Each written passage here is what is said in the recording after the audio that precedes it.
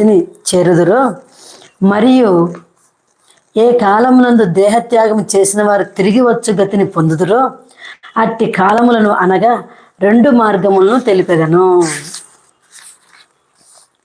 అగ్నిర్జ్యోతిరః శుక్లః షణ్మాసా ఉత్తరాయణం తత్ర ప్రయాతా గచ్చంతి బ్రహ్మవిదో జనాః.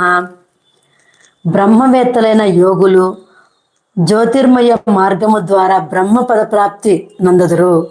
ఈ జ్యోతిర్మయ మార్గమునకు అధిదేవత అగ్ని. దేహత్యాగము చేసిన ఆ యోగులను క్రమముగా దినము శుక్లపక్ష ఉత్తరాయణము అభిమాన దేవతలు కొనిపోయి పరమపదమును చేర్చుదురు. ధూమో రాత్రిస్తథా కృష్ణ సన్మాషా దక్షిణాయనం తత్ర చాంద్రమ సంజ్యోతి యోగి ప్రాప్య నివర్తతే. అట్లే సకామ కర్మయోగులు ధూమ్ర మార్గము ద్వారా స్వర్గాది లోకములను చేరుదురు. దేహత్యాగము చేసిన ఈ సకామ కర్మయోగులను క్రమముగా రాత్రి కృష్ణపక్ష దక్షిణాయన అభిమాన దేవతలు కొనిపోయి స్వర్గాది లోకమును చేర్చుదురు.